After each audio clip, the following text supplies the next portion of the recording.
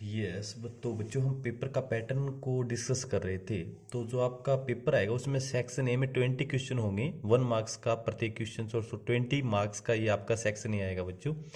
तो इसमें question number 1 2 3 को हमने डिस्कस कर लिया था। क्वेश्चन नंबर जो 4 है आपका क्वाड्रिकेशन से निकल के आएगा बच्चों। और क्वाड्रिकेशन में मैं बताता हूँ कि कहाँ से जनरेट होगा क्वेश्चन। आपको रूट्स के नेचर के बारे में पूछेगा आपसे। अब क्वेश्चन कैसा बन सकता है, आपको एक क्वाड्रेटिक इक्वेशन देगा और बोलेगा इस इक्वेशन के रूट्स का नेचर क्या होगा। या फिर सेकंड जो टाइप यहाँ से जनरेट हो सकता है, आपसे पूछ सकता है एग्जामिनर, तो आपको एक इक्वेशन दे देगा और उसमें कोई नॉन के पी ए बी सी कुछ भी दे देगा और बोलेगा कि रूट्स का नेचर ऐसा है तो के की वैल्यू क्या होगी। तो यहाँ से दो टाइप के क्वेश्चन बन सकते हैं, वो मैं आपके सामने डिस्कस कर रहा हूँ बच्चों। तो क्वेश्चन नंबर जो आपका 4 है, देखो मैंने क्वेश्चन लिया है आपका, the nature of the roots of the quadratic. आप देखो इसमें आपको एक इक्वेशन दे रखा है उसने और बोला है रूट्स का नेचर कैसा होगा, रियल है या फिर टू इक्वल रूट्स हैं या नो रियल रूट्स हैं, मतलब इमेजिनरी होंगे, या टू डिस्टिंक्ट रियल रूट्स होंगे या more than two real roots होंगे। ठीक है, तो पहली बात देखो बच्चों, ये आपकी क्वाड्रिकेशन है ना, इसकी डिग्री 2 है ना, तो ये श्योर है कि दो से ज़्यादा रूट्स तो पॉसिबल नहीं होंगे कभी भी। क्वाड्रिकेशन में मैक्सिमम 2 रूट्स होते हैं बच्चों।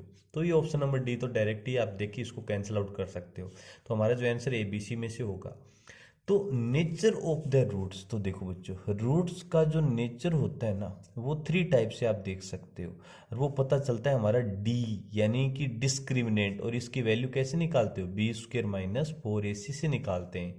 अब ए क्या होता है, जो एक्स स्क्र है उसका कोफिशिएंट ए होता है, बी क्या होता है, एक्स का कोफिशिएंट बी होता है, और सी क्या होता है, सी होता है ये जो कांस्टेंट होता है, ये सी होता है बच्चों।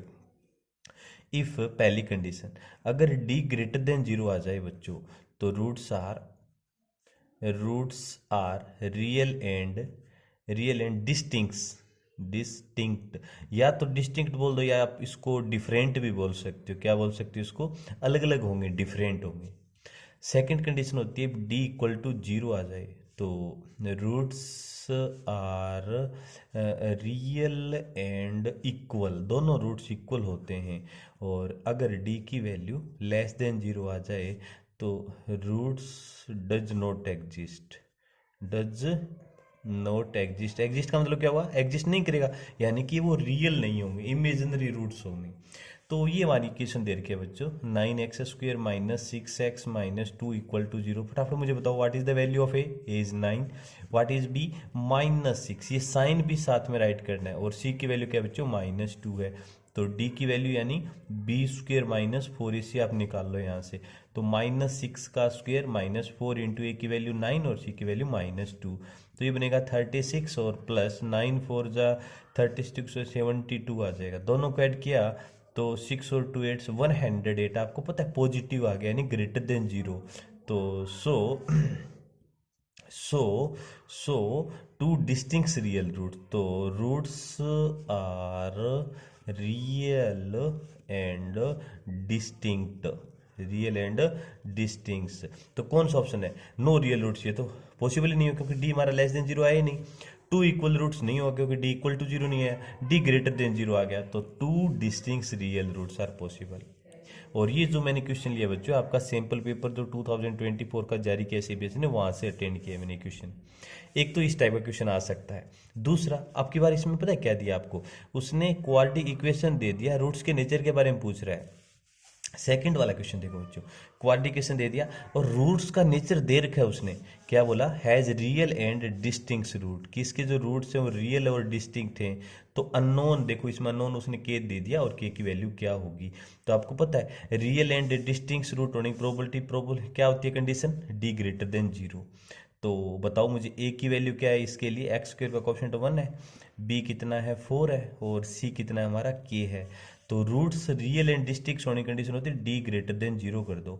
डी की वैल्यू b² माइनस 4ac, तो b कितना है आपका 4 का square minus 4 into A into C greater than 0, 16 minus 4k greater than 0। अब क्या करोगे बच्चों, इस -4k को आप इधर शिफ्ट कर दो। तो ध्यान से देखना, -4k को मैं इधर शिफ्ट किया तो ये बन जाएगा प्लस का 4k, और ये लेस देन का साइन बन जाएगा और इधर बन जाएगा हमारा 16। तो बच्चों k लेस देन कितना आएगा, 16 को 4 से डिवाइड किया 4, k लेस देन 4, कौन सा ऑप्शन करेक्ट होगा बच्चों? Option number is the right answer. के की वैल्यू 4 से लेस होगी। ध्यान रखना बच्चों, यहाँ पे बच्चे पता है क्या करते हैं, डायरेक्ट साइन ट्रांसफर कर देते हैं, लेकिन हमेशा जब नेगेटिव साइन ट्रांसफर होता है तो ये वाला जो इनइक्वलिटी का साइन होता है चेंज हो जाता है। तो यहाँ पे ग्रेटर देन का साइन था, 4 के पास लेस देन का, क्यों? क्योंकि 4 -4 के इधर आप इधर ट्रांसफर करोगे तो देखो ये जो आपकी कॉर्नर है वो किसकी तरफ, 4 की तरफ आएगा। तो देखो ये 4 की तरफ कॉर्नर है, बस लिखने का पैटर्न थोड़ा सा अलग है। क्लियर? क्वेश्चन नंबर जो मैंने थर्ड वाला जनरेट किया, देखो if the equation has real roots, वापस देखो कंडीशन दे, आपको नेचर दे रखा है रूट्स का, और अननोन के की वैल्यू पूछ लिया। तो इक्वल रूट्स होने की कंडीशन क्या होती है? डी इक्वल टू 0, और डी क्या होता है? बी² - 4ac। तो बी की वैल्यू है 6, के का स्क्वेयर -4 इंटू ए की वैल्यू है 9 इंटू सी की वैल्यू है 4 इक्वल टू 0 कर दो। तो 36 के स्क्वेयर -9 4 जा 36, और 36 4 जा अगर आप करोगे ना 144 आ जाएगा इक्वल टू 0। तो यहाँ से 36 के स्क्वेयर इक्वल टू माइनस इधर आके प्लस 144, 36 से 144 4 टाइम्स कैंसिल हो जाएगा बच्चों। तो बताओ के की वैल्यू, के स्क्वेयर इक्वल टू 4, तो के की वैल्यू +-2 आ जाएगी। कौन सा ऑप्शन करेक्ट होगा मुझे बताओ? Option number C is the correct answer. तो बच्चों मान के चलना, क्वेश्चन नंबर 4 सेक्शन ए का जो आपका मल्टीपल चॉइस क्वेश्चन जो आ रहा है वो कहाँ से जनरेट होगा? आप रूट्स के नेचर के बारे में कंप्लीट जो भी कहीं भी क्वेश्चन मिले उसको डिस्कस कर लेना, उसकी प्रैक्टिस कर लेना। या तो वो इक्वेशन देके रूट्स के नेचर के बारे में पूछ सकता है, या रूट्स का नेचर आपको दे देगा और कोई अननोन दे देगा, ए बी सी के पी क्यू कुछ भी, उसकी वैल्यू पूछ सकता है। क्लियर बच्चों? Okay, welcome dear.